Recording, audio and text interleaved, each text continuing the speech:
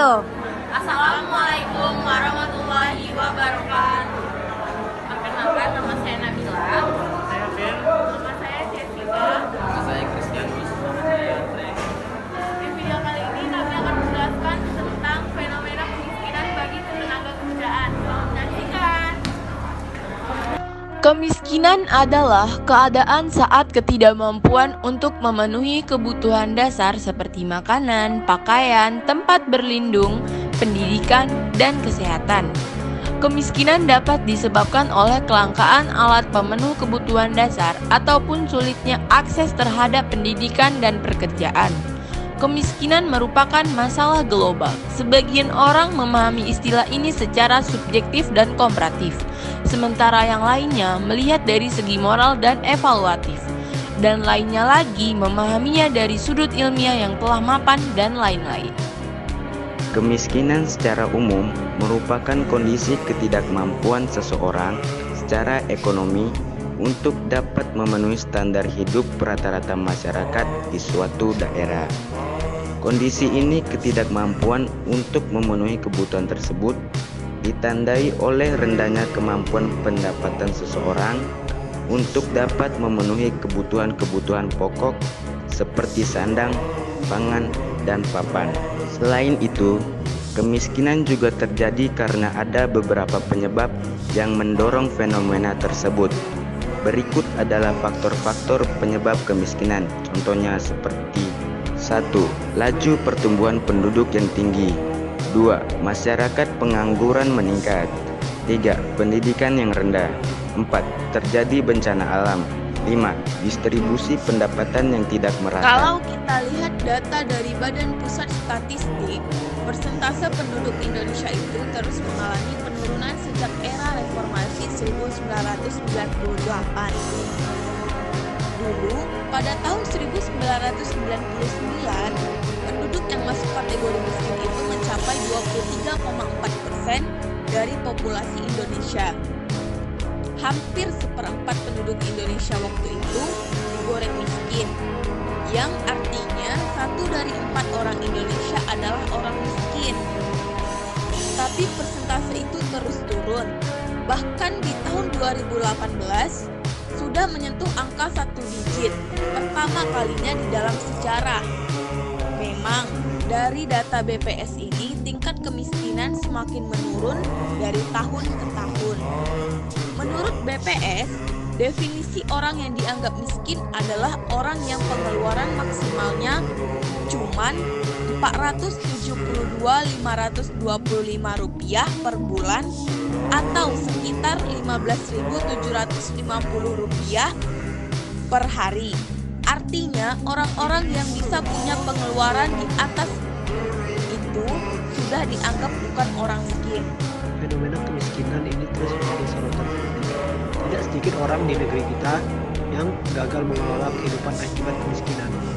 Kemiskinan di Indonesia merupakan masalah yang harus kita perhatikan, terutama bagi pembangunan nasional.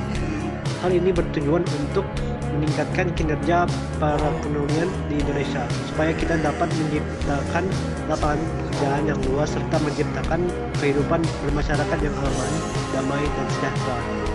Biasanya batas kemiskinan diperkirakan dengan membandingkan tingkat pendapat yang biasanya dibutuhkan dalam memenuhi semua kebutuhan dasar untuk hidup yang lebih baik. Fenomena kemiskinan terbagi menjadi dua, yaitu fenomena kemiskinan relatif dan fenomena kemiskinan alamiah. Fenomena kemiskinan relatif terjadi karena pengaruh pembangunan yang tidak merata di masyarakat. Contohnya adalah masyarakat pengangguran karena kurangnya lapangan kerja yang tersedia. Sedangkan kemiskinan alamiah terjadi karena langkanya sumber daya alam, contohnya penduduk yang berada di wilayah benua Afrika. Cara menyelesaikan masalah kemiskinan. Permasalahan kemiskinan tidak hanya menjadi beban bagi masyarakat, tetapi juga menjadi beban negara atau pemerintah. Dalam upaya menekan dan mengurangi angka kemiskinan yang terjadi di Indonesia, beberapa program terus digencarkan oleh pemerintah. Berikut ini daftar cara dan solusi mengatasi kemiskinan, yaitu menciptakan lapangan pekerjaan yang luas dan banyak untuk warga. Adanya upaya memberikan bantuan subsidi kepada warga kurang mampu terhadap kebutuhan pokoknya. upaya meningkatkan berbagai fasilitas warga masyarakat seperti jalan listrik dan lainnya, penghapusan larangan impor beras, adanya pembatasan pajak dan retribusi daerah yang merugikan usaha lokal maupun orang miskin. Belenggu kemiskinan belum betul-betul dapat dilepaskan. 9,22% rakyat kita ada dalam kategori penduduk miskin. Tidak menutup kemungkinan kondisi ini dapat memperlebar jurang ketimpangan sosial. Lembaga Penelitian Semeru mengungkapkan bahwa di Indonesia, anak yang tumbuh di keluarga miskin cenderung memiliki kesenjangan pendapatan. Kesimpulan didapatkan dari penelitian terhadap 1.522 anak yang terbagi dari kategori anak-anak yang hidup dalam keluarga miskin dan tidak miskin. Kondisi mereka dibandingkan antara sebelum dan sesudah bekerja saat dewasa. Hasilnya, pendapatan per jam anak dari keluarga miskin 87% lebih rendah dari keluarga tidak miskin. Hal ini dipengaruhi oleh sejumlah faktor, termasuk lama sekolah dan skor matematika mereka saat belia.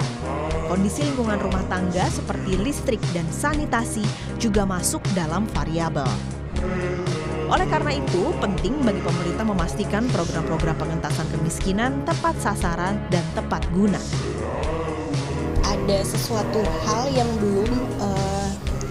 belum sampai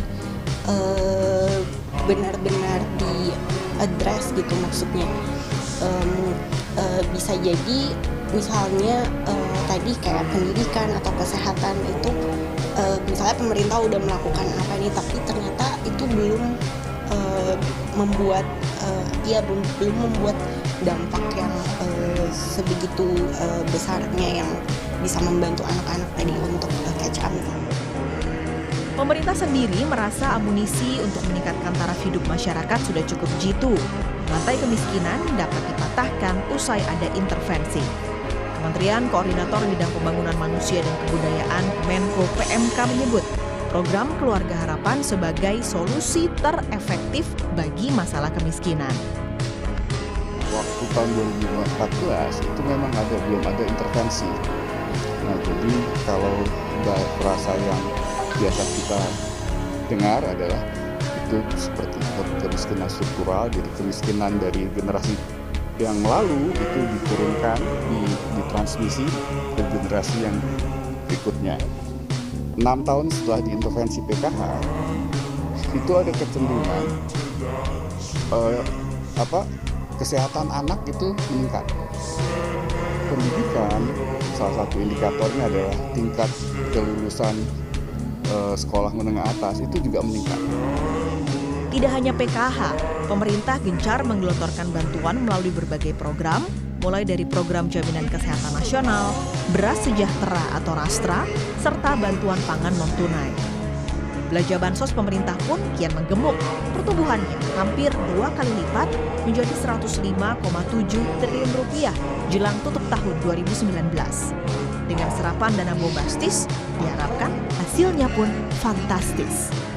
Terima kasih atas perhatiannya. Mohon maaf bila ada kata-kata yang kurang berkenan. Saya akhiri dengan wassalamualaikum warahmatullahi wabarakatuh.